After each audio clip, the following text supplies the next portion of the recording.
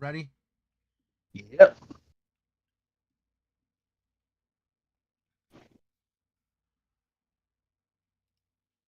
And we are live. Look at that. All right, let's start the gameplay. Okay, let's get that going on. What is going on, everybody? Man, what an eventful week. Um, well, I'm just gonna be blunt about it. I had everything set up on Sunday. The caterers were here. I even went and got Mickey like some furniture over at like Lazy Boy. I had everything shipped in. I even rented a butler for the day. And this dude texts me the night before and was like, "Hey, I took an I took an allergy pill and I'm not gonna make it." But also, in all fairness, Mess me up. I know. Greetings, Arnie. Thank you for tuning in, bud. But in all fairness, everybody, it was like 10 o'clock in the morning when the show started. So I'm like climbing out of bed at like 9 something, like making a freaking cup of coffee going, man, I can only imagine what it's like to be on the East Coast right now. And it's actually going to start in the afternoon. But no, here I am, 10 o'clock in the morning. There's people that haven't even had breakfast yet. And I'm over here getting ready to consume a gaming showcase. What's up, Faded Blaze? Thank you both to you, Arnie and Faded Blaze, for being the first two tuning in and chatting with us. And of course, I'm Centurion, aka Phil, and right here is Mickey, also formerly known as Psychosemantic. Well, So, I am known as psychosemantic. I used to be Stain Zombie. well, yeah, formerly known as Stame Zombie, but then he became Psychosemantic, That's right. or also Red Bearded Raider. That's true too. It's like a Skyrim game. I I don't was gonna know say when to stop. this man treats gamer tags like they're MMO characters. Oh my That's gosh. funny. Maybe I want to be this one for this year. I think I'm going to keep it what it is now, so we should be good. No, it's definitely a good fit for sure. Speaking of, because if anybody knows your Xbox tag, Falling in Reverse. Have you seen some of his new stuff that's come out with like Tech Nine and Jelly Roll? Yeah, yeah, Ronald. That one was nuts. Oh, dude. And then the one with Jelly Roll, the country style one, that was freaking awesome too. And I'm not even a big country fan, but I'm not a big that song country was fan, but awesome. I'm sorry. Falling in Reverse. He saw. I was like, I can do that. Call Jelly Roll. Dude, Let him know we're gonna do this. Ronnie Radke can do freaking anything, dude. It's crazy. What's up, John Braxton? Thank you for tuning in, good sir. Oh man, so we've got a great conversation. Yes, what are we not going to talk about? I mean, we just got off of the Xbox showcase on Sunday, and let's just be absolutely honest. That showcase for me was the absolute shit. I had a good time watching it. It was good. Normally, Yeah. right. And like in past showcases, don't get me wrong, I've never walked away from an Xbox showcase like on like, freaking Doom City dumpster fire kind of crap. But I will definitely say that there's been some issues in Xbox shows in the past when it came to pacing. Like one moment you're like all into it and then all of a sudden they have like 15 minutes of like games. You're just like, what is going on? So this year there was definitely no pacing issues. They really figured out like, a good rhythm to delving out games that people are like fingernails going through the table for. And then of course, the jaw dropping winter burrow. I cannot wait until I am able to sit down in my little rocking chair and knit my little mouse a sweater. Can't tell I'm being facetious. I'm being very facetious. It was smooth. That show was smooth. It was good. I Yes. liked it. I liked it. Yes. So we're gonna kind of like we're gonna do this from like a little bit of an approach here. So we're going to start with the first one. So Mickey unfortunately was not able to be here for me to like record his reactions or the drool coming out when he would see certain stuff. He actually watched it from home, and I sat here drinking coffee, and my wife came out and watched it with me, and there was even some games that she was kind of like, "Oh, that was cool."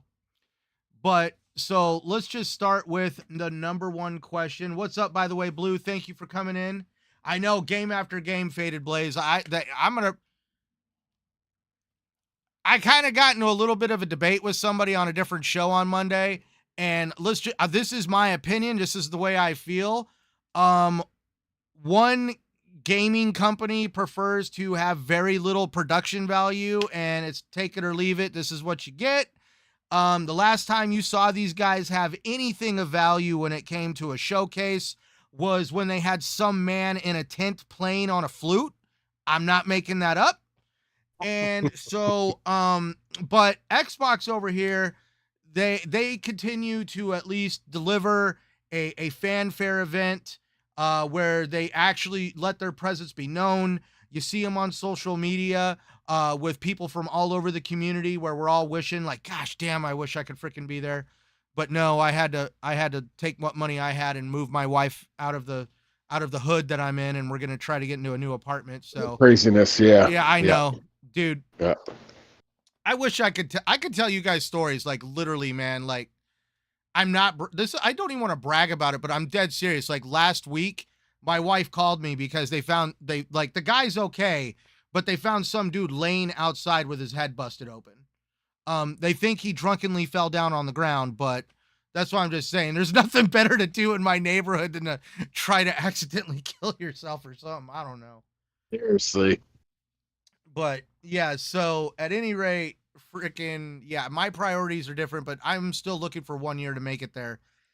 But getting back into the discussion, Mickey, this was his first time watching one of these events live. And well, the day like this is his first time he's ever had a priority to, hey, you need to really check this out and also discuss it. And let's just face it, he normally used to like would catch stuff on the back end or, you know, see the trailers that caught his fancy on YouTube. But Mickey, all in all, watched the entire thing. So right off the get-go, Mickey, let's just start initial impressions. And as speaking of initial impressions, what did you think of Phil Spencer coming out Sunday morning? And you know that man woke up, let his feet hit the freaking carpet in the hotel room. He looked around, checked some shit outside the window, and just thought to himself, today, I'm going to choose violence. Goes out on, it was obviously pre-recorded, but still, just this idea to think about it. Goes out and says, for the first time in 10 years, we're getting Call of Duty on stage. And also, for the first time in years, there is going to be parity between the platforms when it comes to people who enjoy Call of Duty. So you're not going to be cut off from the beta. There's going to be no more exclusive map packs. Yep. It's all going to be the same. That's true. So man, Phil Spencer woke up and he decided to walk around with that middle finger mighty high. So initial impressions, man, what'd you think? I thought it was cool. I don't know if the Sony one was supposed to be like that their version of what this showcase was. Oh, but no, I mean, that's what Sony's been giving people for a while now. Really? So yeah, straight up, like, you know, I like, dude. So Sony used to do something known as I think Xbox had the see, dude, guys, correct me if I'm wrong. It has been, by the way, what's up, Dark Child? Thank you for coming checking it out. Guys, also correct me in the chat. What was the it's been so damn long. What was the PlayStation actual stage event called? Like, wasn't it like, I know Xbox had FanFest and I think they also had XO. Oh my God, dude. When was PlayStation last stage event? When was PlayStation's last stage event? Oh, dude, it was not, no. I said stage event, not YouTube. Um, yeah, like I don't know, man.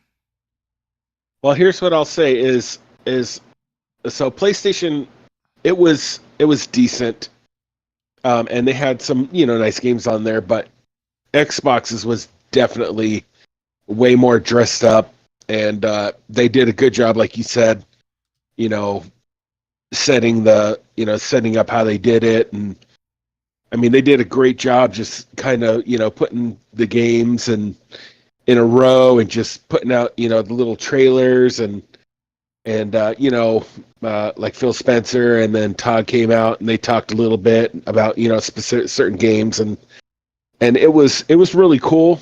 A lot of really good games are coming out. Again, one of the best things is that most of those games, or I think pretty much the majority of them, are going to be on first day in Game Pass. So I mean, you can't beat that. Being able to see these new games and be able to play them, as soon as they come out. Um, I mean, they really did a good job of the whole show. I mean, a lot of good games, like I said, and since it was kind of my first time watching it, I mean, it was cool. It kept my attention through the whole thing, which is kind of difficult sometimes because I don't have a great attention span with things that last a long time, but it had my attention the whole time, and it was cool. I really, it was really dressed up well. They did a great job with it. Great games coming out. I can't wait. And yeah, it was good. I liked it. I really enjoyed it. I wish I would have been at your house, Phil, and I really apologize for that. I was so freaking tired, but I wish I would have been there because that would have been so much fun to just, chill and talk about it and stuff. But it was awesome. It was cool. Dude, I I liked mean, it. I got so bored. We hopped in the helicopter and we were throwing out Xbox gift cards out of the freaking helicopter. No, I'm playing. There was like no catering here. There, you know what the funny part is? I'm glad that I didn't listen. My wife was even like, "Should we go and get like one of those big old massive sandwiches from like the deli down the road so that way we have food and everything here?"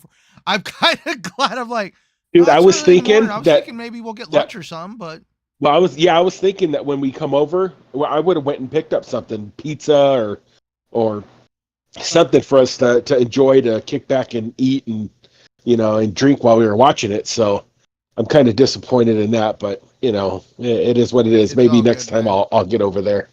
No, dude, like, dude, just so people understand, for him to drive over to my house, it would have been like probably like a 25-minute, 30-minute drive. Just for him to get to my place, because dude, Phoenix is massive.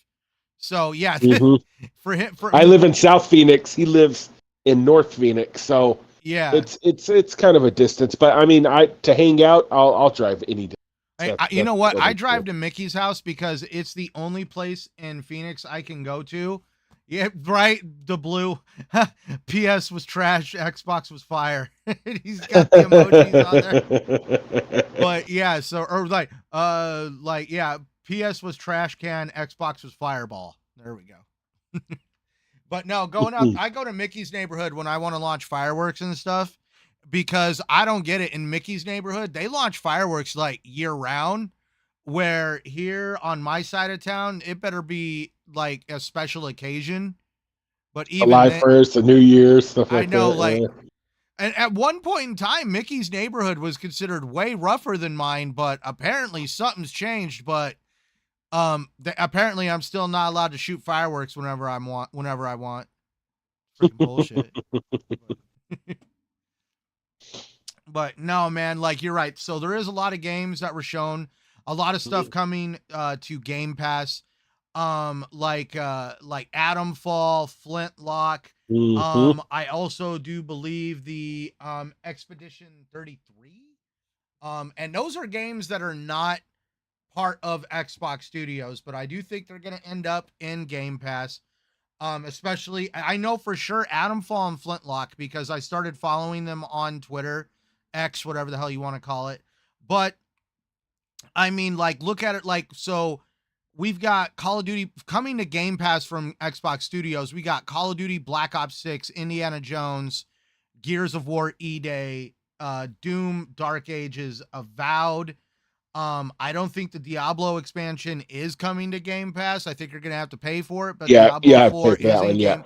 But yeah. Mickey already here like touted his stuff the other night, like I'm buying it. I'm getting the big boy Oh, package too. you got dang right. Then we got Stalker 2. I think also Age of Mythology, Fable, Perfect Dark. Oh, sorry. Well, that's the only thing. Stalker 2 isn't. I don't think it. Yeah, that's what I mean. There's a lot coming there. South of A Midnight. lot, yeah. Um, dude, there's a freaking asinine amount. And dude, things are getting kicked off pretty quick. Like, so for starters, Blue hit me up on Twitter. It looks like they're already signing up for the beta for Fragpunk. For those interested in Fragpunk, I'm thinking about probably going on and signing up for the beta and having some fun with that. I've already signed up on the Twitter for South of Midnight. Let's face it, the art style on South of Midnight looks absolutely freaking insane. I know you had some stuff to say about it, so why don't you just deliver it? Like, cause I know you kind of like you weren't like mesmerized exactly by South of Midnight. So it looks cool. The cinematics, and I'm assuming that's kind of how they wanted it. Was kind of that choppy look, as things were moving and Kind of stuff. like the old school claymation back in the day. Yeah, yeah. So that's cool. I mean, it's weird to me, I guess. So it's just something that I'd probably have to get used to. But the gameplay itself actually looks pretty cool. Like the floating with the cloud, with the cloud parachute and the movement and stuff looked really clean and smooth. Um, it looks like it's kind of a linear based game.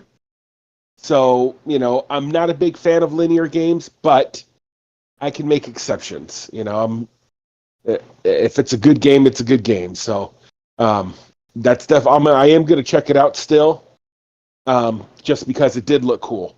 I mean, most of those games actually looked, really good. So I'm going to basically almost all of those. I'm going to try them out, especially the ones that go on Game Pass. I want to check them out and see how they play. But that game actually looks pretty interesting, even though there's a few things that I'm like kind of I'm gonna play it because maybe it'll change my mind. So, So like, for me, what made me appreciate linear style games is when I dumped like 300 hours into Assassin's Creed Odyssey, and I'm not making that number up. Like, I mean, like, I'll take a screen capture or a cell phone shot, whatever you guys want, to show you my timer on well, I uh wouldn't consider Odyssey a linear game though. no, It's but open world. that game was so expansive. Yeah, Expedition 33 is what Square should have done with Final Fantasy. I would agree with that. Expedition 33 actually has me intrigued, Faded Blaze. I feel like I'm starting to like really Agreed. get into Agreed. my phase of wanting to check out games of that style and nature. And that's why I'm excited for that one because yeah, you're right, man. Like I feel like Expedition 33 is also going to be like a slap in the face for Square, because they're probably going to see that game get a lot of hype and a lot of recognition on the Xbox brand that they probably wish they had. Because, like, I mean, I don't care who you are. I'll argue till we are both out of oxygen. But Square Enix has come out and said that their games haven't exactly performed as good as they would like as good as they would have liked, and it's purely because of one reason. They literally got hustled into this idea that like, oh hey, I scratch your back, you scratch my back, we're both eastern companies, let's support each other. But the funny part is, I hope PlayStation is breaking them off a fat check every single year, because Square Enix has come out and even said that the games are not performing at the level they wish they would have. And it's all because they're limited literally to the PlayStation console. Like they're even almost restricted on what they can do on PC. So yeah, Expedition 33 has my attention, and that's probably gonna be like a slap in the face to Square Enix when they're going to be like, well, damn, I wish we could have got some hype like that for our games, but no, we thought that we were going to, have this great relationship with PlayStation that's really not bearing much fruit. Uh, will Gears be out for this generation? So here's the thing. They're saying that's actually a good question. I'm still thank you by the way, Bone 3's 32. Bond 3's 32 or if it's what I think it is. I think the 3 is just a backwards E. We'll just kind of yep, we'll go with that. Mr. Bond 32 over there. Um so will Gears be out for this generation? That's a damn good question. I also kind of wonder what next generation really is truly going to look like. Are we It's not that I'm going to diss any like I really actually liked the advancements for the newer consoles. Like let's get Mickey's opinion real quick. Hmm. Mickey, what did you think when you made the leap from the like cuz I think did you have an Xbox One X or just a base Xbox Yeah. One? No, I had the One X. So when you made the leap from the One X to the Series S, what was like how was that for you? It was a big difference. Like it was, I could tell by how everything loaded, the games, and it was an upgrade over the X. Because I remember when I hooked my Series S up, and I started playing with it and stuff, and I was like, holy smokes, this is a big. It's quite a significant jump over the the Xbox One X, and I was really happy with it. I want to get the Digital X. That's what I'm looking at. So you don't even want the disc drive. Mm-mm. I mean, that just goes. I don't really need it, dude. Oh my gosh, I love being able to go and pop in like Fear into my console. Like, I mean, dude, I like going back in time. Like right now, yeah, we'll talk Gears here in a little bit. Thank you, Adidas, for come checking it out. Thank you everybody for come checking out the show. I don't want to dive into Gears just yet, but I will at least say that I've been enjoying playing Gears 1. I went and re-downloaded Gears Ultimate, the Gears of War, the first game Ultimate. And then after that, I'm going to do 2. And this is where the fraud in me is going to come out. I have never played Gears 3 or Judgment. So when I heard people were like weeping when they saw, Dom save Marcus, I didn't get that because I didn't get the full story with Dom, and that's where I'm like, oh dude, all right, so I effed up now. But let me at least put it this way: I've played Gears 4, I've played Gears 5. This is my third time playing the original Gears of War. I played it first on 360, then I played the Ultimate Edition when it came out on my Xbox One. This is my third time playing it. I'm on an Xbox Series X, and that's where I'm actually feeling like I'm appreciating the game more because, like, you don't see games like this very often anymore. Like, even my wife, like when I turned it on Monday morning, and my wife works remotely so she can hear the sound bar kicking in, and like one of Marcus's first lines in like the first 10-15 minutes of the game is eat shit and die, and she just looked at me and I'm like, I don't know what to tell you, that's what he said. And that's where so I'm actually having a much higher appreciation.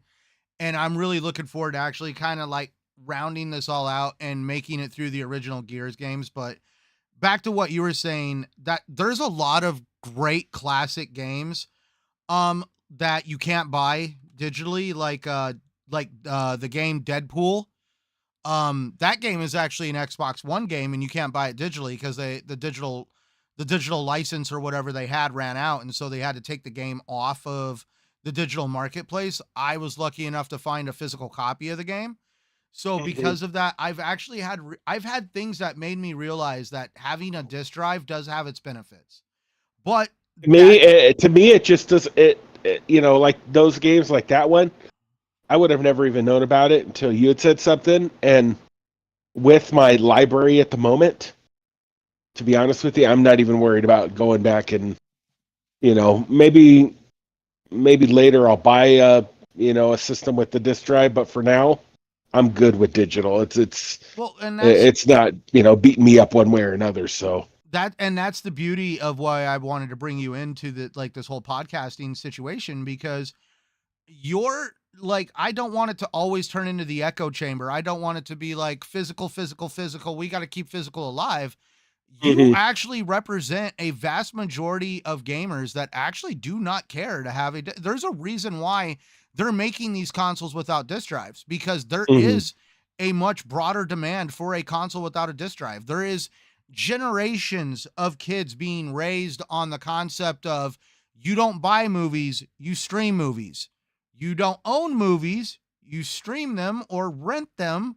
Or for those that are the sycophants, you can buy them digitally.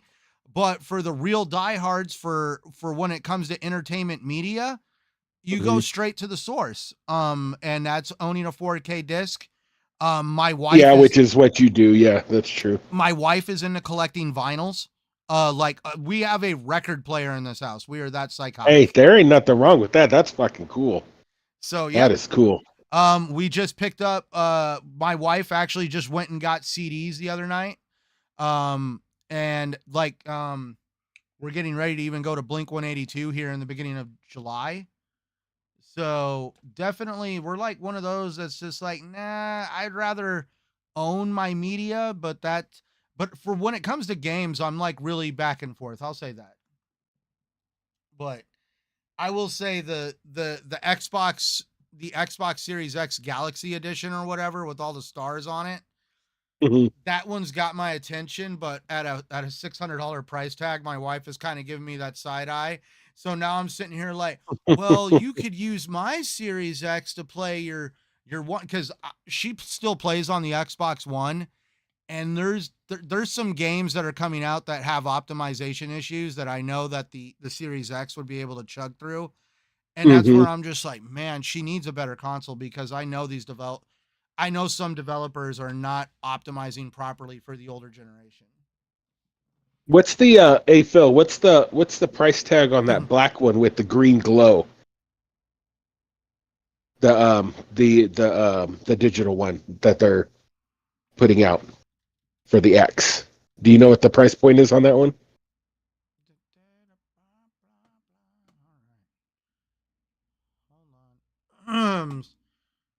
Oh, that's the Galaxy one with the green bottom. That's the Galaxy one. The all black one? It's all black with a it's so And it's got like it the looks green on the like bottom these and all stuff. have, what's weird is, okay, There's a so it white looks like one, the white one is the all digital, the one and that's then there's a black. white S, and then a black X. So there's a white and a black X, There's a and then white a white S. So no, there's a white S and there's a black S. The white one has a smaller hard drive compared to the black one. The black one has a bigger hard drive, No, wait, internal there. hard drive on the From what I Xbox saw, Series S. okay, so from what I saw on the show, there was two of them that were X series, that were the X ones because they're the square boxy ones, like what you got. And Mhm. then then there was one that was like the S, like mine. That's the slimmer, smaller one. So hold Was it on. not? No, you're no. Here, let's pause this real quick, because Because okay. the black one that had the glowy green on the bottom of the So uh I have it on the screen for those interested, because this is Xbox's site. So the Xbox Series S, 299 for a 512 GB in robot white, yes, and then the X is 349. the 2 terabyte. Right, we'll get into the so right now on the Series Okay, S, you okay, have carbon black, 1 terabyte okay. for 349, and then the robot white 1 terabyte will be $349, and it will be available holiday of this year. And those are S's. Those what are about S's. the X? Now Because we're I want getting the into X. Oh, Yeah. It's not working. Sorry, guys. I'm running on a potato over here. No, I'm playing. Okay, so right now, and they're on sale currently, everybody. So right now, the 1 terabyte carbon black, the one that everybody almost has, unless you are lucky enough to score one of the Halo ones, that is $449 for the 1 terabyte carbon black. That's the current one that I have sitting in here. So available holiday of this year for $449, you'll have the 1 terabyte robot white all digital series. All digital. Okay. And it's going to be robot and it's going to be robot white. White? Man, I want black. The 2 terabyte disk with disk drive Galaxy Black, available holiday of this year at $599.99. It is $600, and it is speckled. It has literally a green stand on the bottom of them. The controller is actually bright green and black, with the face being black and the back of the controller being bright green. And in the console itself is speckled with bright green and white like little stars, like a starry night. Not like it's not like actual stars. It's like little dots, but they're considered a galaxy. It's actually a really good, clean looking console. I mean, I guess for me, what really has me going on that. Oh, and they're also showing that the controller also has the Galaxy little speckle the green, like on the D-pad. Okay, the speckle. It's on the they speckled the D-pad too. But what I remember is like the glowy green on the controller and on the bottom of the tower for that 1X. Yeah. Okay. But that's where, I mean, like, it's a good, clean looking console. I guess what has me really intrigued is that 2 terabyte hard drive. Mm-hmm. Right. Right. Because damn, dude, like, I mean,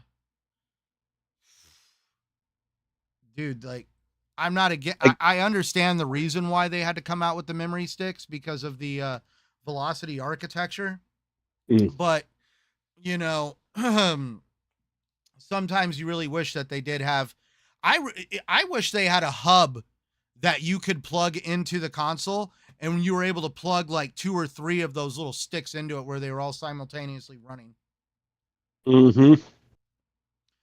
But all right, let's get back into it. So I guess let's just kind of get this one out of the way. What'd you think of Gears of War E-Day?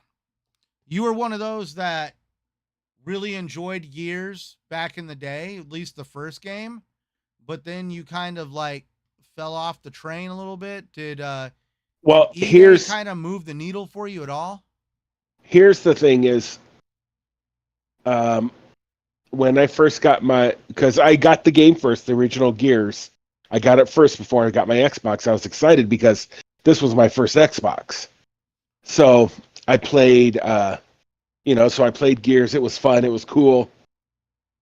But I guess I just didn't follow through with the other games because other games caught my attention more than Gears did.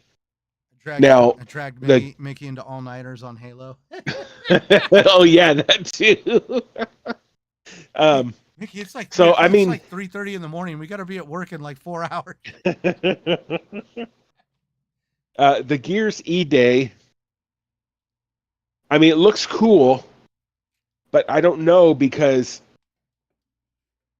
I mean, I would have to go through the story, which means I'd have to start from one again, and go through and kind of collect the story and stuff. And I don't know if I have the will to do that because there's so many games that we have in our libraries and that are coming out that, I'm going to want to play with you and stuff.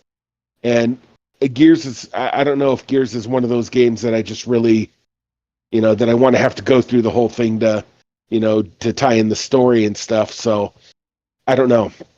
I don't know that it'll be one that I will really get into, but it's a good looking game. I will say that. And their trailer was kind of cool too, even though again, I don't really know the story of, who that was. I know who Marcus is, but I don't know. You might have to try to convince me to If you want, I to will to play I the will, other dude. ones. See, here's the thing. I will drag you through these games, and I'm gonna say it right now. Each one of these games is probably only 8-10 hours. And I'm gonna just say I am not gonna be one of those. It's like let's dial the game up on veteran, dude. If you want to play that thing on story mode and just blow through it, we can do it. I'm playing on normal, and I've been playing a couple hours, like 3 hours here, 3 hours there. And Hmm. I know I'm almost to the end of the game because they're already talking about the train. And I know that the game ends on a train. Yeah, So and one in because one, I ended up beating one uh, with my old sister's husband. We played it, and he helped me beat it.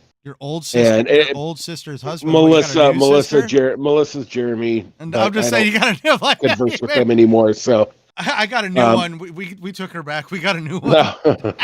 So he helped me beat it, but it's been a long time. Like it's been quite a few years since we beat that. So um, I'd probably have to go through it all again, listen to the story, and figure everything out. So it's going to take a lot of patience if I do that. So I don't know. We'll have to see if we can convince me into going through all that. So Fair enough. I get it. Well, um that's where I'll take you through the games. I know they have some co-op. There's a lot of story there, and I like the fact that let's face it, we live in a world right now. Yeah, I'll help you on Centurion on gear. Okay, that's pretty cool. Like, so Blue says he's down. So definitely, because I want to, dude. I Blue will love it, have to help convince me too. but at least for like, and we live in a world where, like, in my opinion, this is one thing I have to agree with certain developers. We have based the quality of a game on the size of a game when it comes to the world you get to play in. And sometimes when you get a game that's like just this huge, massive, expansive space, you get these watered down play experiences sometimes where it's like, hey, go fetch my prosthetic leg. That's always going to be a fun one to joke about.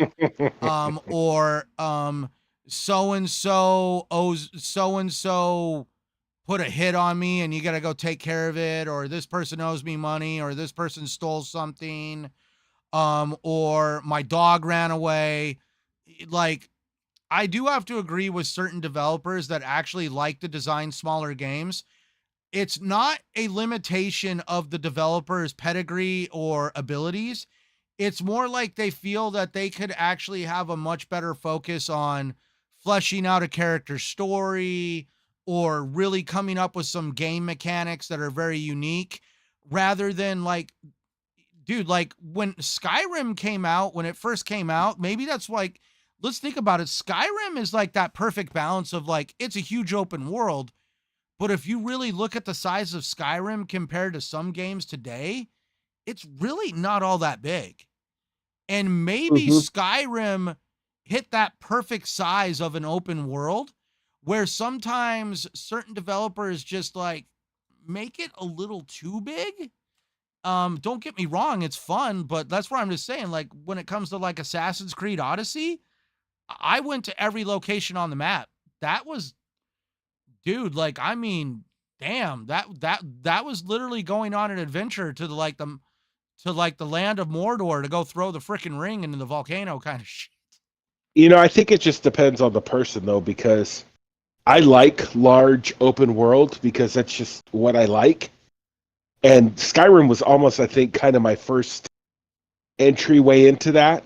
Now, when you Um, do open worlds, are you like going everywhere, like to every yeah, I'm talking to where it doesn't guide you to where you go. I'm talking where you can go wherever the heck you want. No, but I'm talking about like with Assassin's Creed Odyssey. Whenever Hmm. I would see one of those little question marks on something, I'd be like, "Oh, I got to go there and find out what that is." Are you like Yeah, that? but you can still go anywhere though. When I say linear, what I mean is a game where let's take for Outriders for example. that to me is not open world because you're being directed where to go. Oh yeah. You know what I mean? Where Skyrim, you can go wherever the hell you want. And you can go, check stuff out, caves, whatever. That's what I mean by linear and open. That's what it means to me, anyways.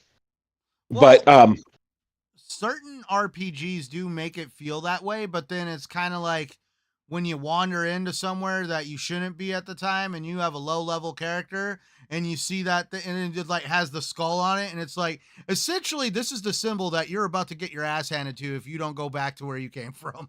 but you know what? I haven't played because ESO did that in the beginning, right? And Right. then they changed it up to make it to where wherever you went, it was just level based or whatever.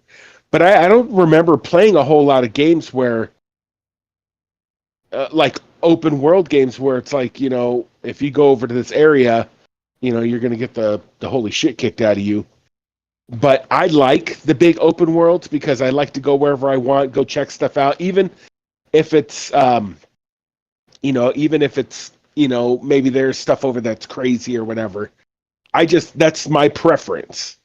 Now, I also like if they do that to make sure that there's fillers wherever you go, like there's something to do or monsters to fight or something. Because if they make an open world and a lot of it's empty, that kind of turns me off to it too. You know what I mean? So if it's and I think you're kind of right about Skyrim because Skyrim was a great map and there was a lot of stuff to do, a lot of places to go, and the field they filled it in well. So I think as far as that goes, I agree with you on that because I think that map was great sized, and I think they had plans to expand it because there are spots where if you go, it tells you can't go any further. So, but the overall map of Skyrim was great, and a lot of stuff to do and stuff. That's just my opinion. Where as you maybe prefer the smaller ones because they can put a lot more stuff in. Honestly, to where it's good fillers and stuff. But me, I like the big open worlds. It's just just my opinion. I just like them. No, it's no problem. Different strokes for different folks. Correct. Right. So that look, but there was one game that did catch you. You even were like with me and Blue, like I'm doing it day one. What game was that? Doom. Yes, Doom Dark Ages. Dark Ages. Oh man. Dude, I know we're gonna see the story of the Doom Marine, how he got I'm hoping we get some really good backstory on how he became the Doom Marine. Um, there's definitely some debate on how is this game gonna end. Is it gonna be left on like a Mm-hmm. cliffhanger that they're gonna want to try to do like another Right. Like expand the yeah. beginning of his Right. story? Because in the Doom that came out where you're on Mars, you're in the box or essentially the coffin or wherever they keep you, and you're awoke and brought out. And that's where it's like, so is the game going to tell the story from A to B, how you went from the Dark Ages to that box? Or is there a lot more in between than are we gonna see potentially a really good backstory for the Doom Marine? I guess that's what we're gonna find out. See how the story goes. Doom fans that still play the original Doom game on PC actually got really excited when they saw his shield, and they actually went and created a mod for the original Doom game on PC where he now To make has the that shield. shield. So they already put the shield in the original Doom That's game. cool. That's cool. But yeah, that shield looks cool.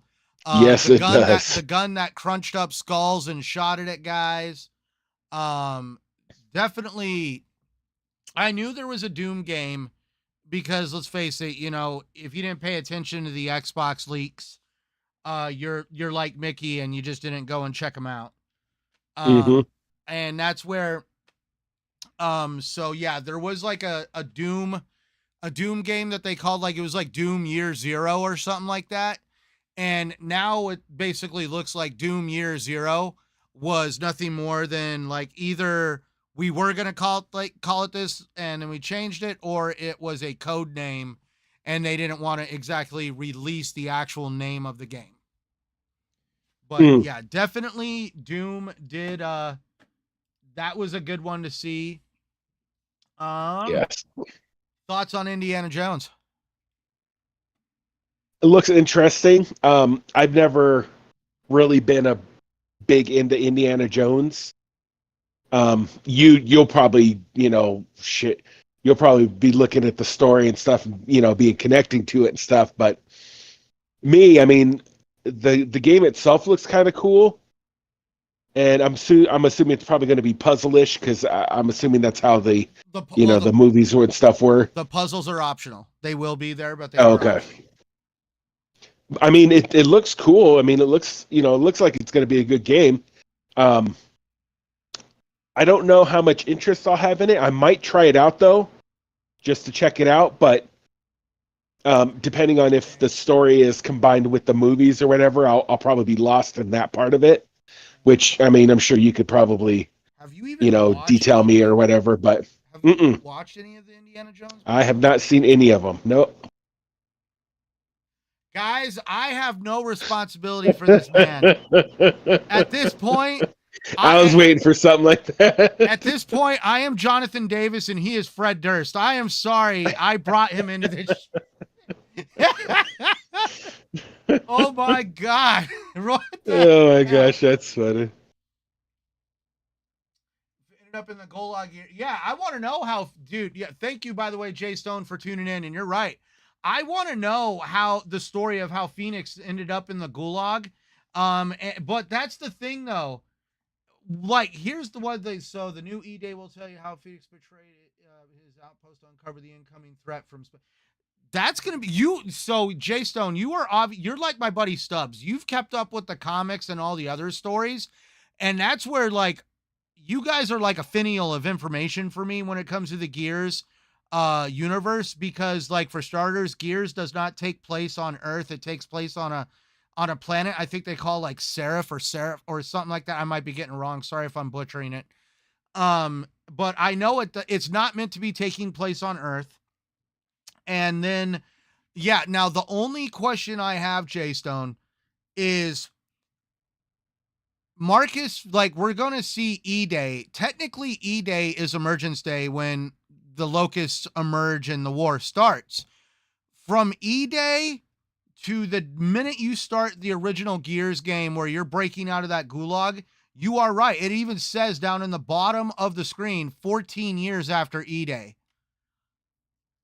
This leaves the door open on, are we going to have potentially more than one game that deals with E-Day, or are they really going to try to cram a 14-year story into one game?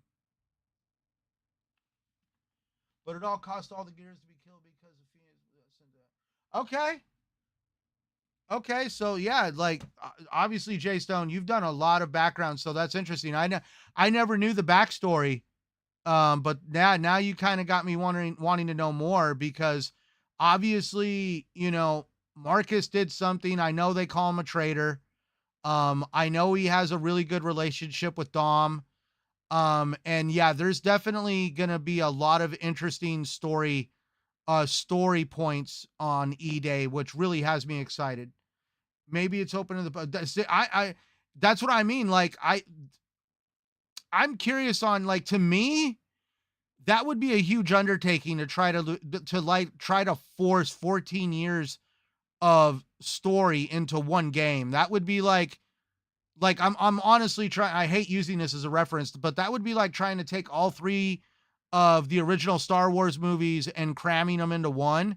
There's just way too much there to tell in a 2-3 hour period of time if you did it in one movie. Would you agree, Mickey? Yeah, that'd be crazy. I know, right? That would be a lot to try to pack into. I know, dude. It would almost turn into a cluster F at that point. You just all right, this is too much. Yeah, Blue. That's why I'm wondering. It could be multiple games. There is a part of me, everybody's like, "What about Gears 6? What about what happens at the end of Gears 5? Like, what's going to happen next?" Let's be honest. I think whatever the coalition did with Gears 5 put them in a position of like, what do we do next? And so obviously, I think they went down this road of like prequels because it's kind of like they're trying to figure out like, all right, well, we created this. What do we do? Like, and that's where I'm thinking that they're going to be able to rekindle some of the old luster and the hype for Gears with this E-Day game, because ironically, a week and a half ago, I told somebody at my job that I don't know why the hell they haven't done a game on Emergence Day. We've had all this stuff with Gears, and it's like we started in the middle of the war and we're just marching forward. We ended one war and started another. How come we've never talked about E-Day other than like in the comics and other stuff that you have to read? I'm just like, where is an E-Day game? And then lo and behold, this came out on the showcase. I was like, damn. Well, I guess I should have made that a prediction, because I would have been like, oh, he's got a crystal ball. He's an inside guy. He's got leaks.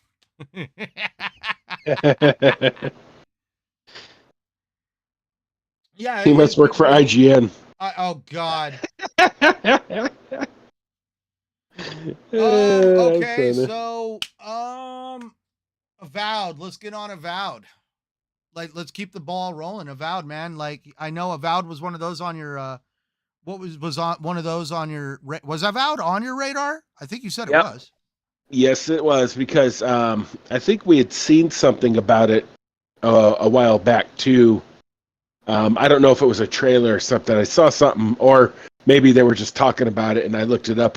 But seeing the trailer and stuff, that's definitely a game that piques my interest, and I will definitely be getting. So it looks cool, looks very RPG like my style. So anything usually that I see like that, I always have an interest in it. So I will be buying the deluxe edition or whatever edition it has when it comes out, and yeah, that's one of the games that I'm really excited about, actually, from that showcase. So yes, I will definitely be getting that one.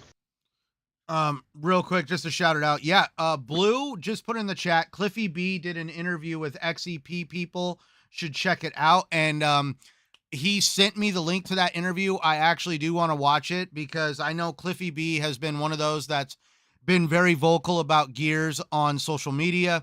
And Mickey, just so if you didn't know, Cliff Blazinski was actually one of the main guys who actually helped get the Gears of War franchise as big as it was when it was actually being. So Gears 1, 2, and 3, and I think Judgment were all done by Epic Games before Epic Games went and sold it off to Xbox, and Xbox went and gave it to Black Tusk Studios, who eventually became the Coalition, and the Coalition is now the studio that handles Gears.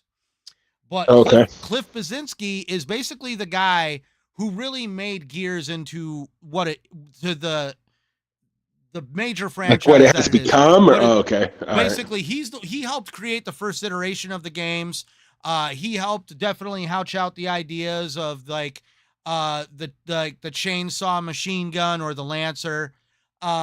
He also the whole idea of like that aggressive character, eat shit and die.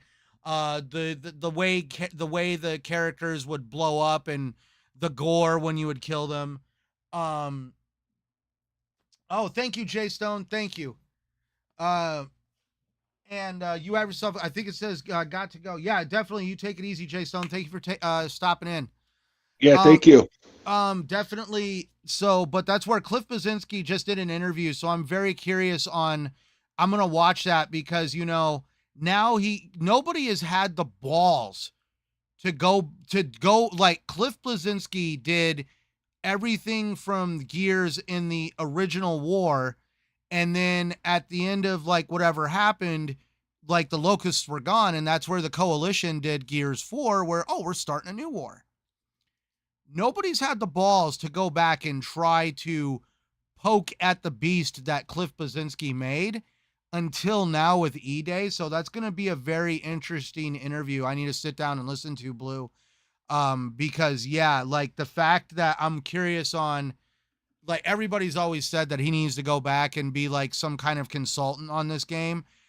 He's put it out there. I think he's put it out there that he would love to, but I don't think Xbox is interested in having him around, because the guy is also a very brash individual. He's very blunt, straight and to the point, and has no problem saying a turd looks like a turd.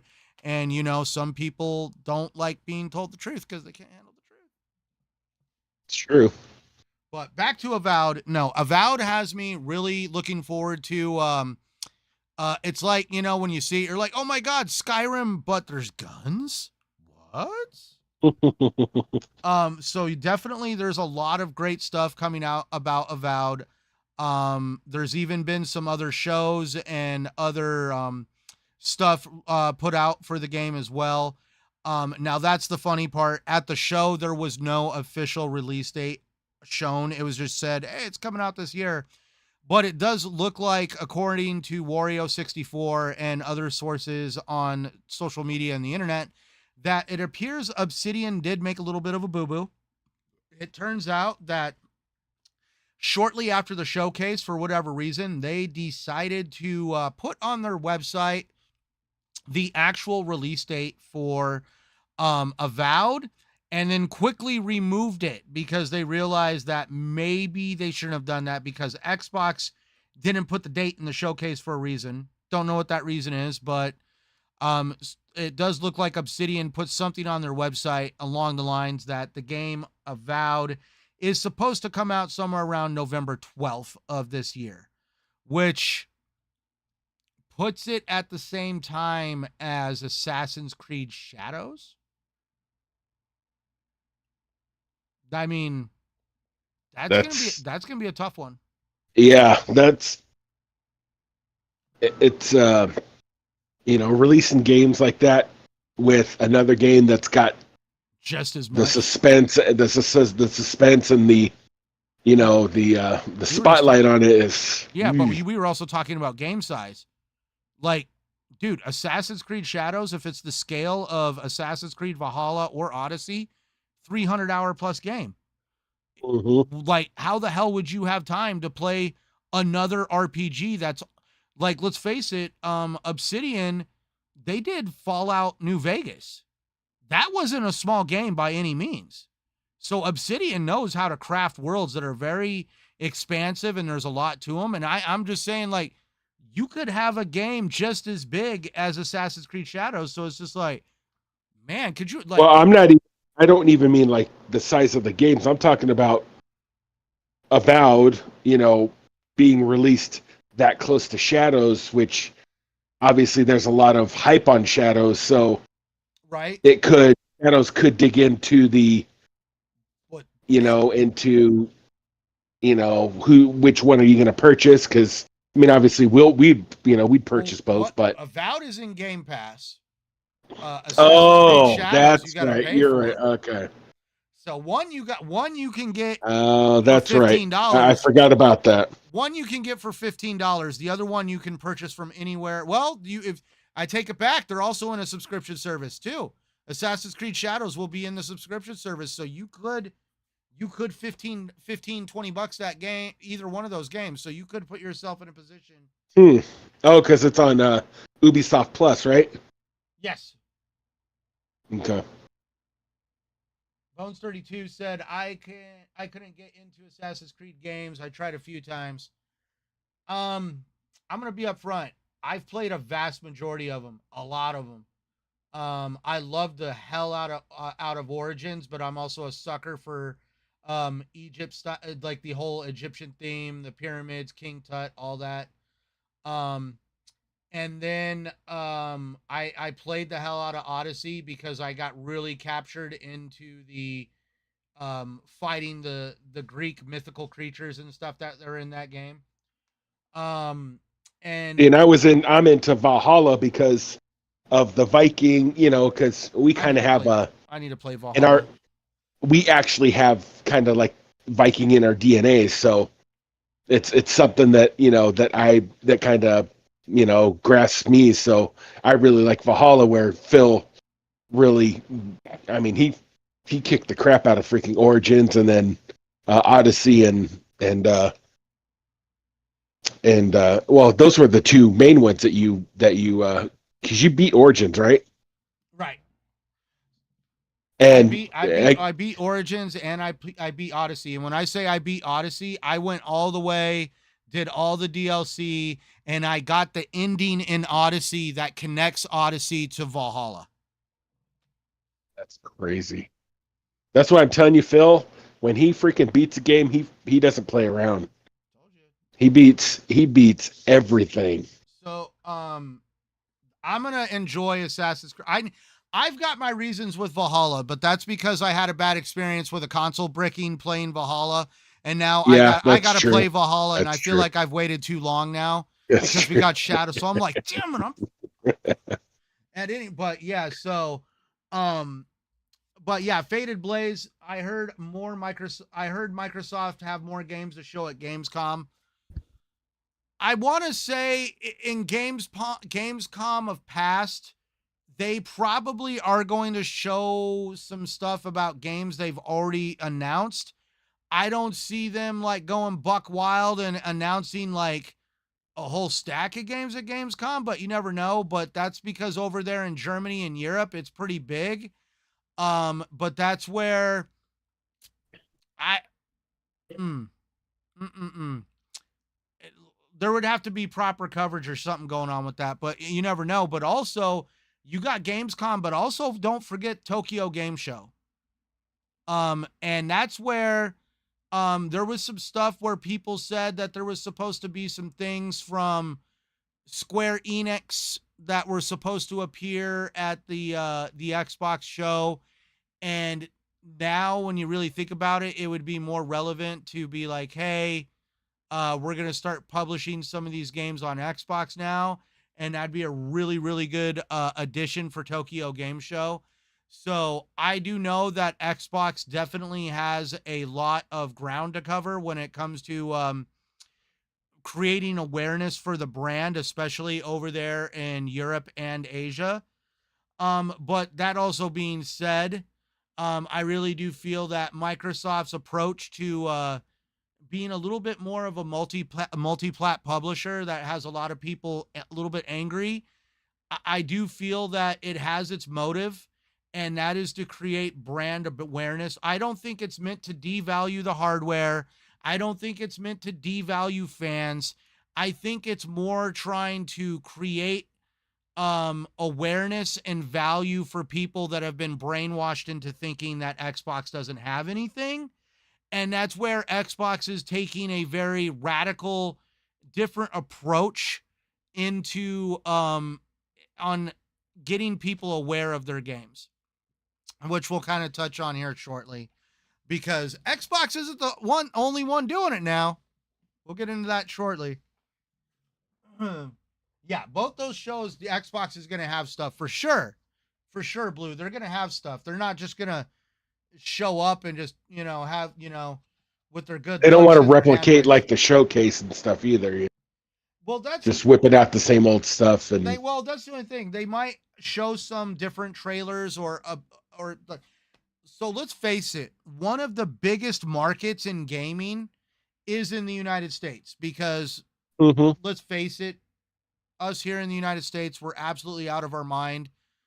We buy anything that isn't That's bolted. true. We buy anything that isn't bolted down. That's true. I mean, and I'm not saying that to like gloat or anything like that. It's like how our society is like like geared.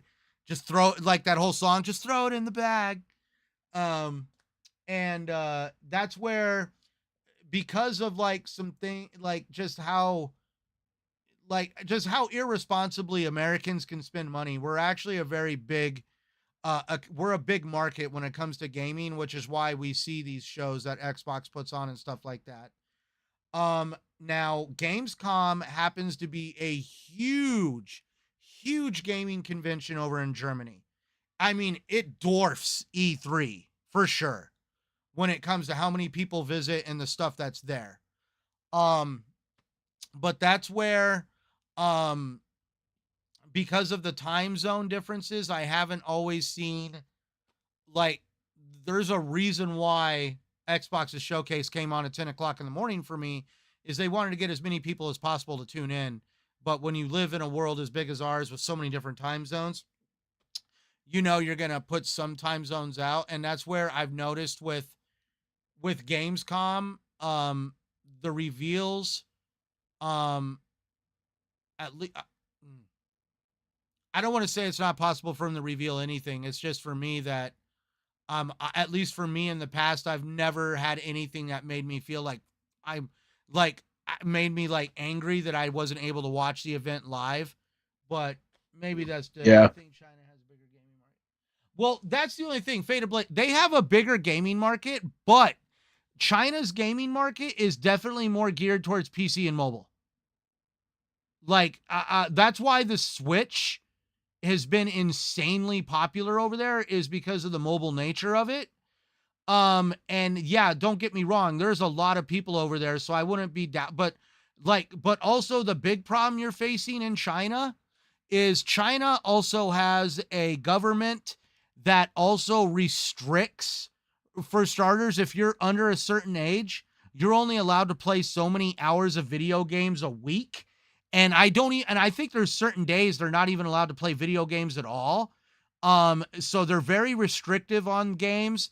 And if you let your kid they actually frown on people playing video games a lot over there, so it's a little taboo.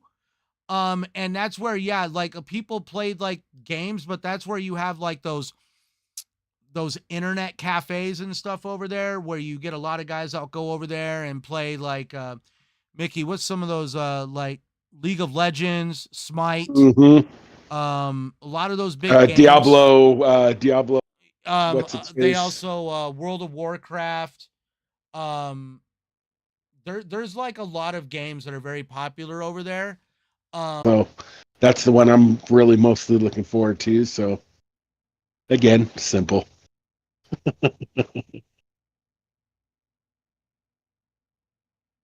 But Flintlock looks good too.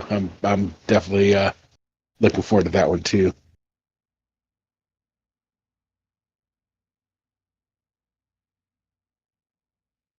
Something's going on. We're getting something going on. Having issues over there, Phil? I'm getting like some kind of weird red bar. Hmm. So let's just kind of like. Damn. That's interesting.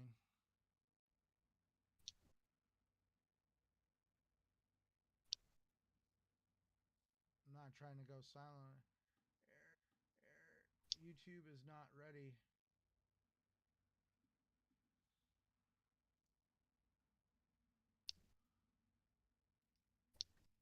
Is it messing up the chat or something? Or No, I'm getting like red. I'm getting like all this crap on OBS.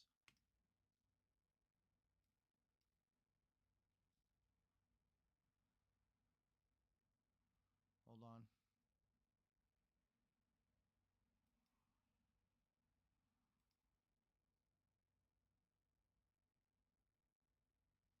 I don't know. We'll just keep going until the wheels fall off, I guess. But so yeah, there's a lot of good. Yeah, it's tripping. Um, Getting into it though, there is a lot of good games. Was there any one that like what was kind of like your list that like because I'm excited for State of Decay 3, Fable, like I was saying, Addonfall, Flintlock. I also South of Midnight, Expedition 33, Perfect Dark, Dragon Age. Dude, like I mean, like I'm over here staring at this list of games. I also sent you the list on your phone, and I'm just like, Holy crap. How the hell am I going to be able to play all this? Yeah, I wrote down.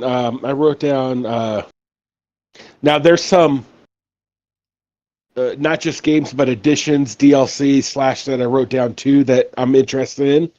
For one is the Sea of Thieves season 13, where uh, they're adding a new pirate ship, and some stuff in regards to that. Flintlock. I'm actually interested in the Age of Mythology because I used to play that on PC, along with like um, Empire Earth and stuff like that. So that one I like. Perfect Dark. That one looks interesting. I haven't played any of the other ones, but that one looks cool. Obviously, Vessel of Hatred for Diablo 4, Fable, Avowed, Atomfall. Those ones are ones that I'm interested in too. Doom, obviously, State of Decay 3. That's one we'll have to play together because I don't think I've played. I think I played 2, and that one was kind of cool. And I need to probably play that a little bit more because this one looks really cool. So Dragon Age, um, the Starfield Shattered Space. I'm interested in that. Um, Fallout 76 Skyline Valley, which is another DLC to Fallout 76. Expedition 33, that one looks cool too. The South of Midnight one that we were talking about earlier, that looked cool. They had that Metal Gear Solid game. I don't know because the gameplay, I think they said it was more Stealth. Oh, like, that's straight stealth all the way. yeah, that's what they were saying. So I don't know that I never got into that Metal kind of Gear throws me Solid. off. See, I played some of the early ones, like I think I played the first one, and it was cool. But I'm not down for having to play stealth the whole game. It's just not what I'm. I just don't. I'm not really interested in that. Assassin's Creed Shadows, obviously, and then whether we get into the Gears of War E-Day or not, that will remain to be seen. But those are the main ones that I wrote down, which are a lot of the ones that you had said. So we've definitely got a lineup, like you said, of games that we're gonna. Dude, I still have to go off of what Plume said on Twitter. If you didn't like what Xbox showed at their showcase, then you don't like gaming. By the way, what's up, Pyro? Thank you for come checking out the show tonight. Yes, thank you. I went into some buffering stuff for a second there that definitely made it fun for a little while.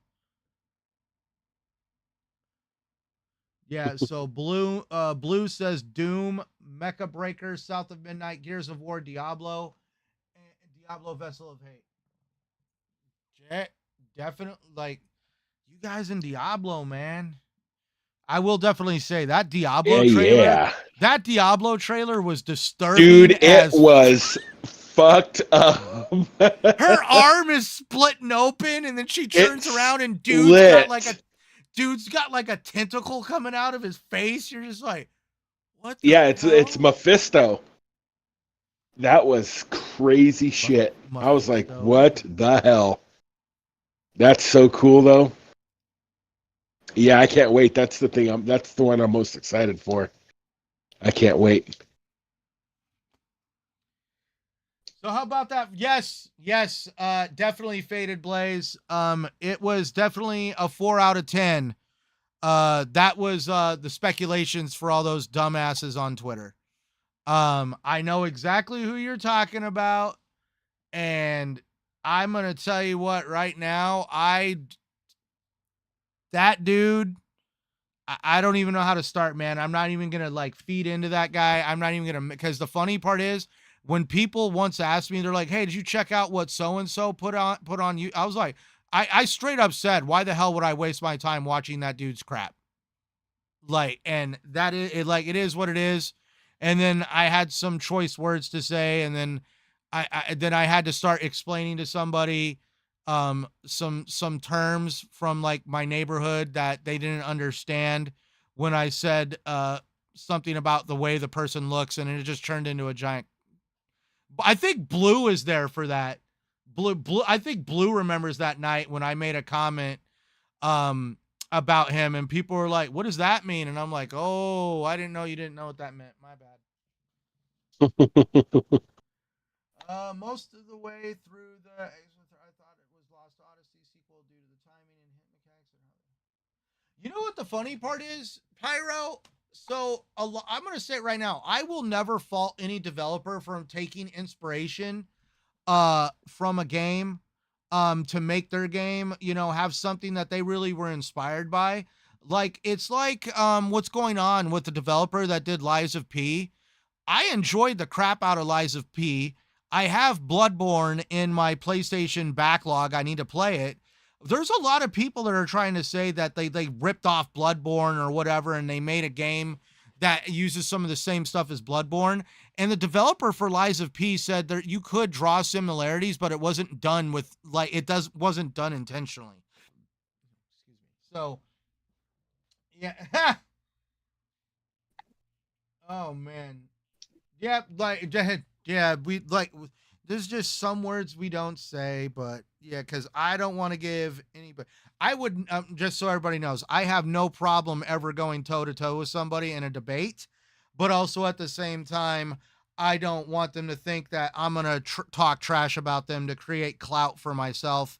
I let my record speak for itself, and I have no problem holding my own if somebody wants to ever have a debate. But I'm just saying when it comes to a debate, sometimes you got to have logic, and I just get kind of worried that, yeah. Ah, do you believe in?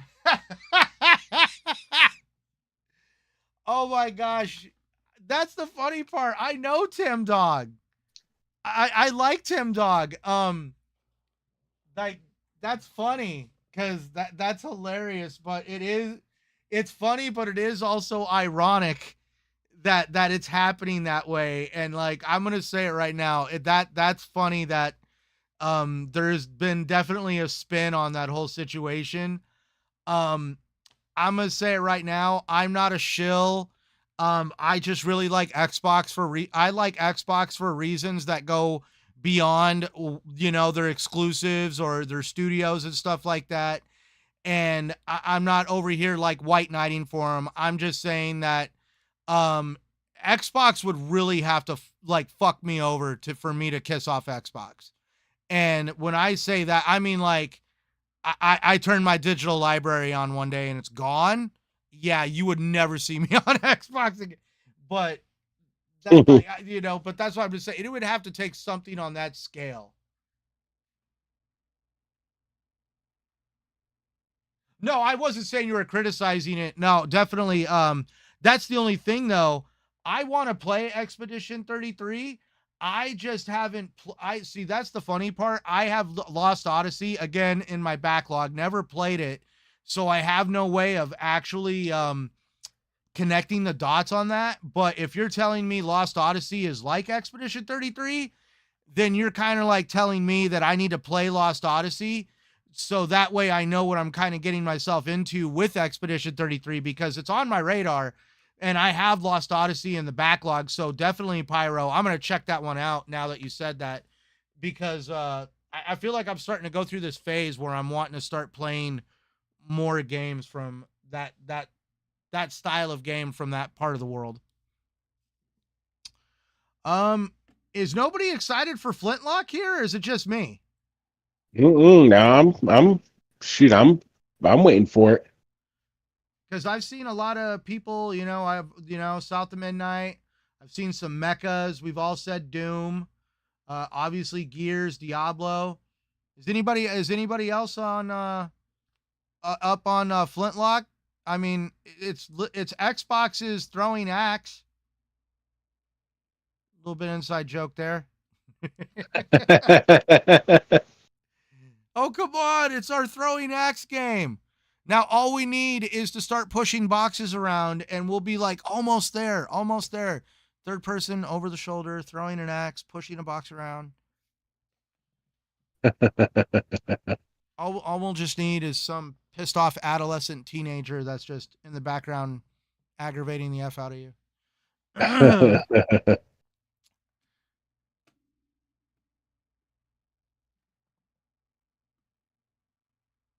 I know. Well, yeah, you know what? Feel free to. I could almost jokingly say you could put whatever you want in chat as long as you don't start spamming like adult sites and all that others, because I remember I'll never forget the day on a podcast, some bot got loose in the chat and it kept trying to get everybody in the chat to start going to some adult site. And it was like just flooding the chat with the same link over.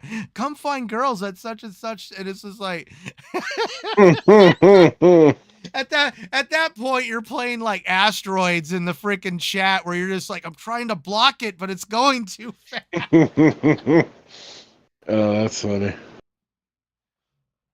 But all right, we're in the bottom of the ninth. We're all hyped. We all had a good show. Definitely lots of games. Mickey, did you feel like there was anything missing from the show real quick? Well, we had talked about it, but you kind of explained things to me. But I guess I was one of those that wanted to see a little smidget of Elder Scrolls 6, but you kind of gave me the rundown on why. I feel like we're a little. I don't feel like we're gonna get a good hard look at Elder Scrolls 6 until at least next year. But yeah, definitely it would be nice. There was some other people that were like, because I mean, I did have to agree with some people on social media when they were like, dude, Xbox just had an amazing show and all you guys are doing is, but what about this? What about that? What more do you want? And it's like, what do you want? Kind of thing. Like they had like the gif of the Grinch screaming, what else do you want? And, let's see, Pyro. Flintlock looks awesome, but I worry I won't like it as Evil West didn't grab me. I just kept turning off. Now I call Dark Ages Doom-geddons and now I call Dark Ages Doom-geddons and Dragons, as I love parody names. Doom-geddons and Dragons. Okay, that's cool. That's actually a funny parody name right there, Doom-geddons and Dragons. So I actually enjoyed the hell out of Evil West. That was like Gears of War met Wild Wild West. Will Smith's Wild Wild West kind of thing. Well, it was like a blend of Wild Wild West meets Gears of War meets, God, I want to say like The Order 1886, but I know Mickey hasn't played that, so we'll just go with Underworld, Vampires and Werewolves.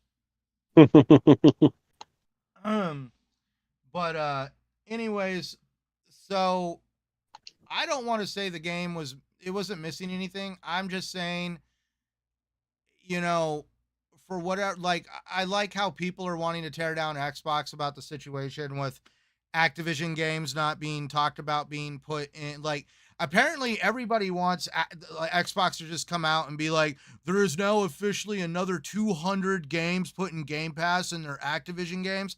Like I see a lot of people are like, where's the old Call of Duty games? I'm not buying Call of Duty games because I know you're going to put them in Game Pass. Well, if you're desperate to play them, you can buy them. Otherwise, you can just sit and wait for them to come to Game Pass, because it's not like there's nothing for us to play. Right. And that's why I worry I won't be engaged. And that's where, I'm just going to say it right this. Xbox has their reasons, and it's not because they're high and mighty. It's not because or that they suck as a company, or they don't know how to manage it, blah blah blah. There's a lot more issues going on with Activision Blizzard.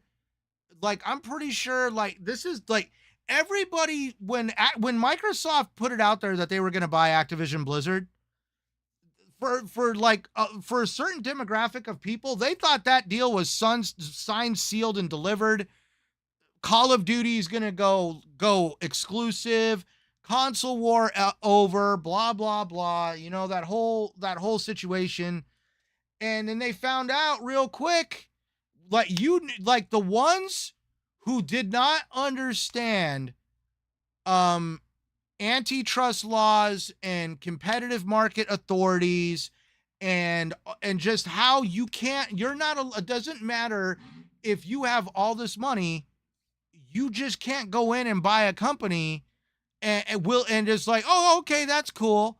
No, there's regulators that come out and they weigh on that and stuff, and a lot of people found out real quick that it wasn't as cut and dry as they thought it would be. And now here we are.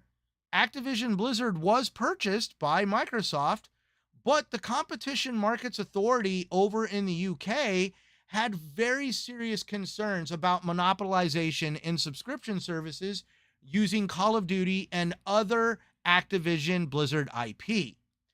The FTC here in the United States fed off of that direction. And so now there's like this, like, who there is a person that mows around somewhere, whether it's in the UK or the United States or both, that Microsoft literally has to send them a memo. Hey, we would like to put Call of Duty in Game Pass. Well, okay.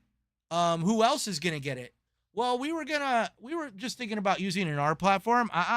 Monopolization. And you know what happens when we get a monopoly? We get into divestment, which is a total different term So I'm just saying right now, I think, and that's also where they sold some of the cloud streaming rights to Ubisoft, who has to redistribute the games to whoever wants them. So Xbox has to give these games to Ubisoft, who has to license them to Microsoft, and whoever wants them, whether it's Nintendo, Ubisoft, PlayStation. And that's where I just really feel that it's not as cut and dry as people want it to be. And so therefore, at least when it comes to the Activision Blizzard catalog of games, I really do feel that there's a lot of hurdles that people don't realize that Microsoft has to clear. And then like even Blue is even saying in chat, it's also timing. So like it's also finding the right time. That time, Blue, you're saying timing, but that timing also has to coalesce with also other platforms that want to have, because like I'm dead serious, like the FTC and the CMA were very adamant about parity when it came to the reach and the power that these games have, or at least the publisher of Activision Blizzard and what they do.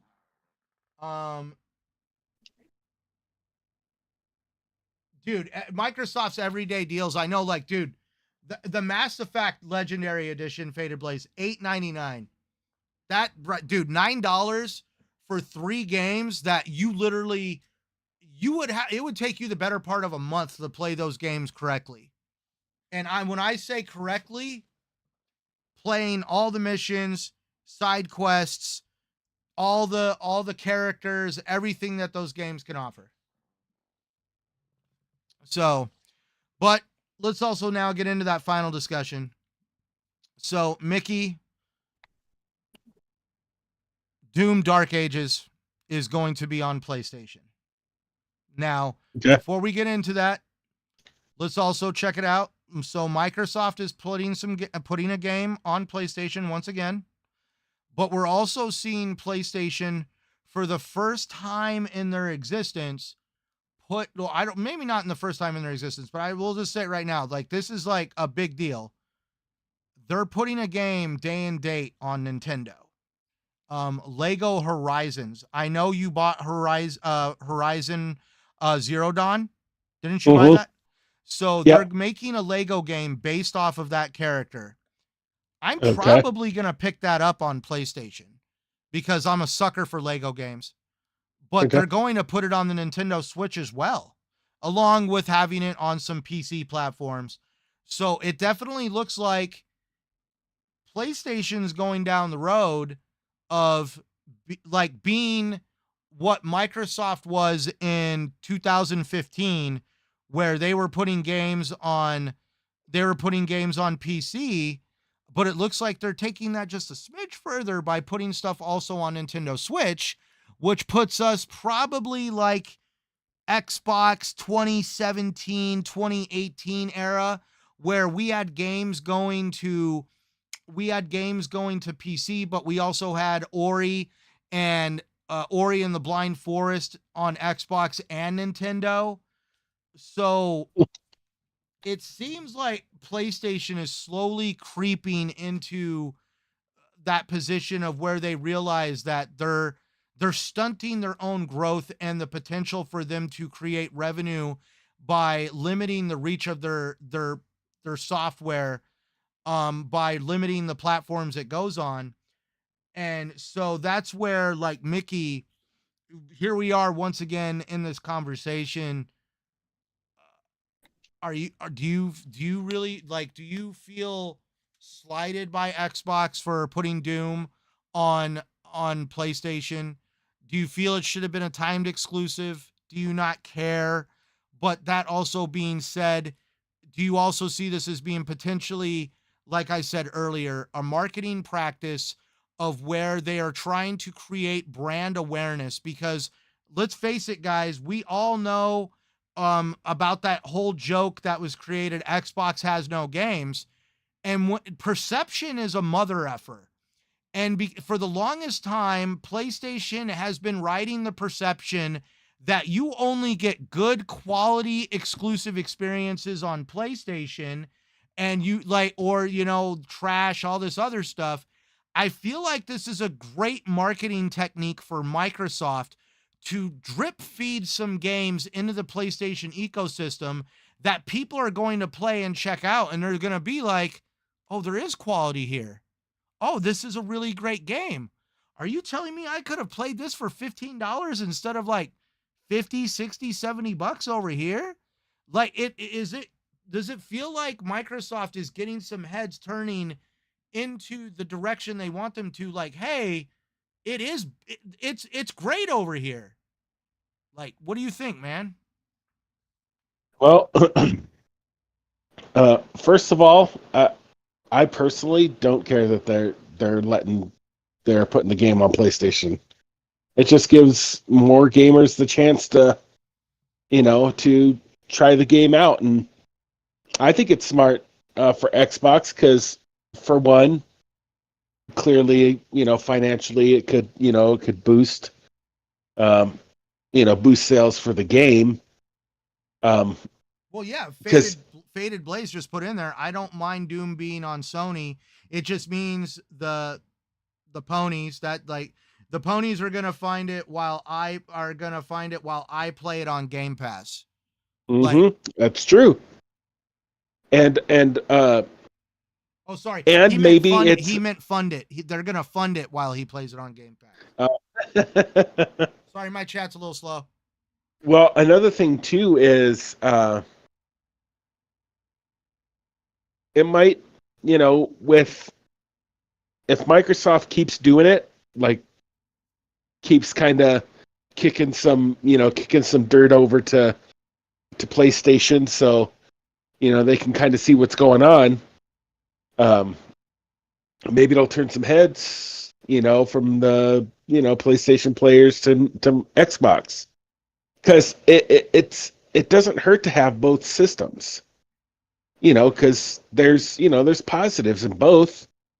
Obviously, we're more Xbox, but I got the PS4 and stuff, and I don't play it as much as Xbox, again, because we're Xbox guys. But I think it's a smart play on Microsoft's part, because again, one, financial, two, maybe you might turn some heads and people might start coming over to the Xbox side. Maybe I don't know. I mean, maybe they'll bring some people over from Sony that'll play both of them. Well, yeah, because there's been a huge problem. Like, I remember during the Xbox Developer Direct that was in January, and the Indiana Jones trailer was shown, and then there was all these guys that were clipping some of the shows that were covering the Developer Direct, and these guys were literally like, "Oh, Indiana Jones. Oh man, I'd rather play it on PlayStation. Why is it not on PlayStation?" And it's like, because it's a pathetic, dude. And you're gonna get those people too that are like, they're PlayStation people. Oh, I know. So you know what I mean, but that's I don't know. There's a big problem with, I've noticed, like, so before Game Pass, the concept was Xbox has no games. Then they came out with Game Pass, and shortly after the inception of Game Pass, they came out and said, "Hey, we're going to be putting our games day and date in Game Pass for the subscription fee." And it's like, so now it's like they're trying to break down the barrier of Xbox has no games, and it's like, well, subscribe to Game Pass and you can check out our games, and that means you don't got to pay at the time $60 for a game. At the time, it was, hey, just pay $10, and you got to play the games day and date. But then Game Pass again got into its own little, like, everybody likes to twist truth. Game Pass is where you put shit games. Game Pass is where games go to die. Game Pass fodder. Oh, the game is trash. Put it in Game Pass. But then we completely saw that games like Starfield could stand on their own 2 feet in Game Pass. There is lots of games that have found a lot of success in Game Pass, and there's a lot of quality games that go into Game Pass. And that's where now it's like they have yet another barrier to break down. So they just, at this point, it's like when you have all these ideas on the boardroom table and you're brainstorming on the dry erase boards on the wall, it's just like, well, what the F do we do to get these people to realize that there's actually great stuff over here? And I'm pretty sure somebody just said, well, fuck it, put it on PlayStation. Just show them. They have no more excuses now. And the hilarious part is, that's true too. Yeah. And that's like, so, but like, they're not over there throwing the whole catalog. Some people are like, the whole catalog's going. I don't know about that, man, because you got to remember, like, you do want to. Well, Microsoft's still gonna. They're not stupid. I mean, they're not gonna give up the whole, kit and caboodle, because that'd be kind of crazy. But they know what they're doing. I mean, it's beneficial to them. I think it's beneficial to Sony players because, like I said, they're getting little bits, yeah, of ththese games, and so maybe it'll turn some heads. It definitely turns some heads. Yeah. So, Sea of Thieves, Sea of Thieves, Hi-Fi Rush, those games did like knockout sales on PlayStation. They even gave Stellar Blade a run for its money, and that was like a PlayStation exclusive. So it was like all of a sudden people were like, "Oh, we want to play these games." But then, like, so what Pyro says, hell, give PlayStation 5 gamers State of Decay 2, but keep State of Decay 3 on Xbox ecosystem, at least exclusive for 3 years. Yeah, it'd be nice to at least get timed exclusives out of the stuff they do plan to port. Arnie, porting a game to different platform doesn't make sense if the sales on that platform doesn't cover the cost of making the port. Well, as we saw with Sea of Thieves and Hi-Fi Rush, those were definitely well worth it because of, like, apparently they were very big selling games when they came out. And then Aboski, the other Doom games were multi-plat. Taking the game will look bad to regulators. Fully agree. And that's where Pyro even said earlier in the chat, personally, 0 issues with Doom on PS5. At the round table, Phil said directly, games with legacy will remain multi-platform. Glad you were paying attention on that one, Pyro, because there's a lot of people that like to read in between the lines and create false assumptions by the words that Phil comes out of his mouth. When I was just like, legacy, I know legacy titles. Yeah, I heard the word legacy. But then also, it like what Broski said, like, it would look bad to regulators. The fact that Xbox made Starfield a Xbox exclusive actually was used as evidence against them in both the CMA and the FTC battles. Xbox had to explain themselves out of that situation. So, yes, Xbox is definitely being graded under a microscope right now that other companies are not experiencing. And maybe it's Xbox's own fault for getting as big as they did, but that's where I also don't give a shit about someone else being able to play the same game I do. No, nope, not at all. Not at all. Yeah, like, even like Pyro said, many big publishers would not make constant Game Pass deals if the service kills games. Sega, for one such example. They will be timed. Only games like Doom and such would be day and date. I don't see him giving up Gears and Halo either, though. Like, I know there's a lot of Games people like that, no. The big series, I wouldn't that either. that would just shock the shit out of me. Now, Yeah. I know there was a lot of rumors going around about like the Gears of War collection being remastered. In my opinion, I know the main reason why they would want to remaster those games and have like a collection release, kind of like Halo Master Chief, is purely for the PC community. Because if I'm correct, you can't play 2 or 3, or it was either Gears 2 and 3 or Gears 3 and Judgment. But not all the original Gears games are available on PC.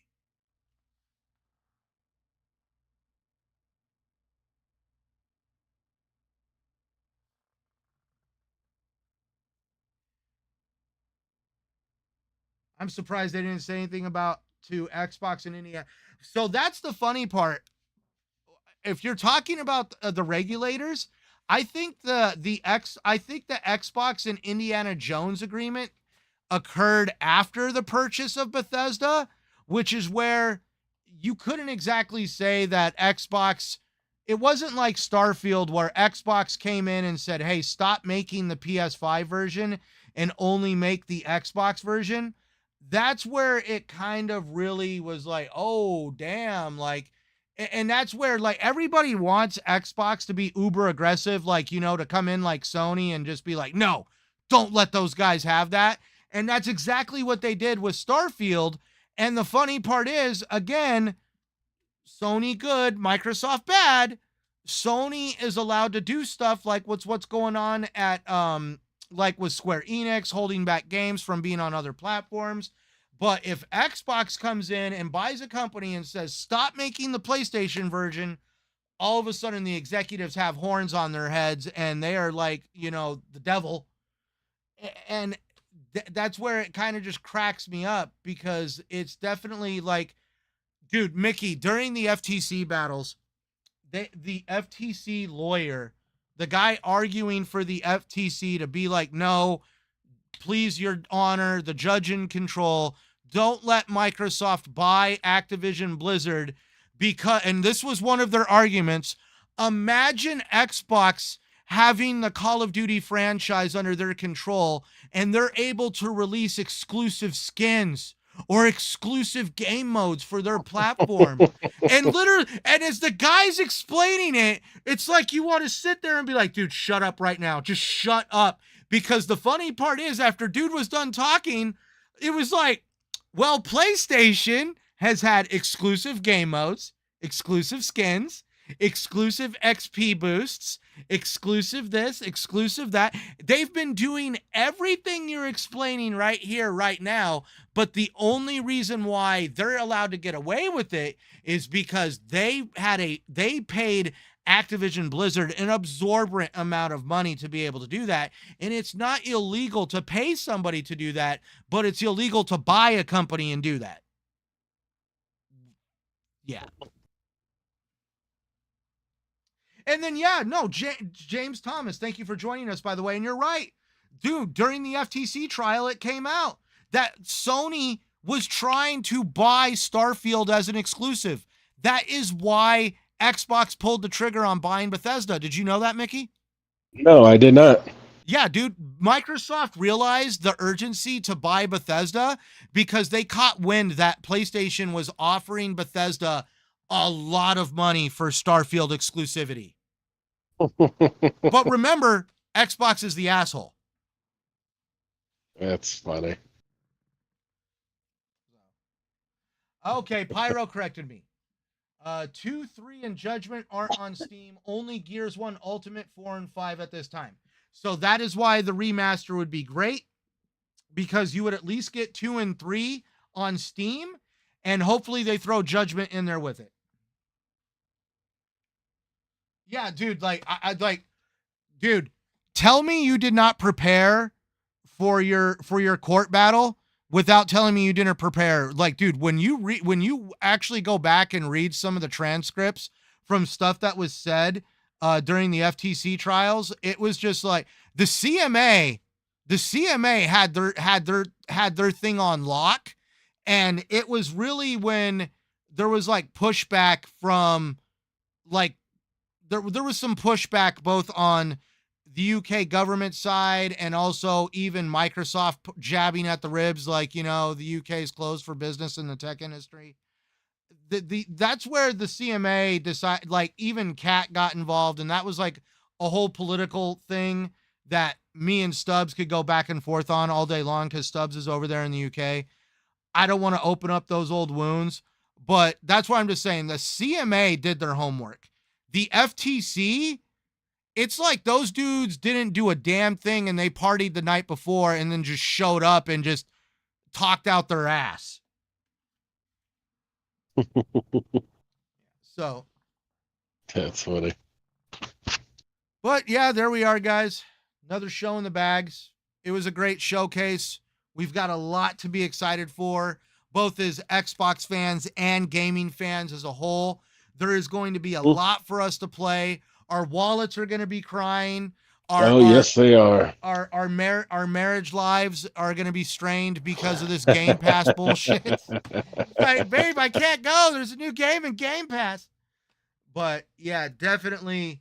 And then yeah, dude, just so everybody knows, also with Call of Duty 6 going, Black Ops 6 going into Game Pass. So for you guys to actually play the beta, you have to pre-order the game. I know there's the gimmick of you can pre-order the game, play the beta, and cancel your pre-order. But that being said, for those that don't care about the beta, but do want that big jumbo edition where it's like $100, the cool part is because the game is coming to Game Pass, there is a $30 upgrade that you can purchase where you get the jumbo package for $30, but obviously you're only buying the deluxe content. You're not really buying the game because you're going to pay for it in Game Pass. You're going to essentially have it through Game Pass. So if you ever cancel your subscription, you either got to buy the game or you're just going to have you're going to have deluxe content you won't be able to use. Kind of like what Starfield did. Yeah, thank you, Pyro. Thank you, Boss Key. Yeah, the Vault Edition is $30 on Game Pass. Yep, for sure. Thank you, James, Faded Blaze, Arnie, thank you, everybody. Blue, everybody that come in and checked out the show tonight. Remember, always come here. Check us out every Wednesday night or Wednesday morning, depending on wherever you're at. We don't do the whole shenanigans of super chats and channel subscriptions with the little stickers. All of you guys exist. I watch the chat here the entire time, and you guys exist to me. So definitely, we appreciate every single one of you coming out and chatting with us. I'm Phil, Centurion 1307. Obviously, like, subscribe, check out my channel here. And of course, my cohort, Mickey. Thank you for joining us tonight. Say goodbye to everybody.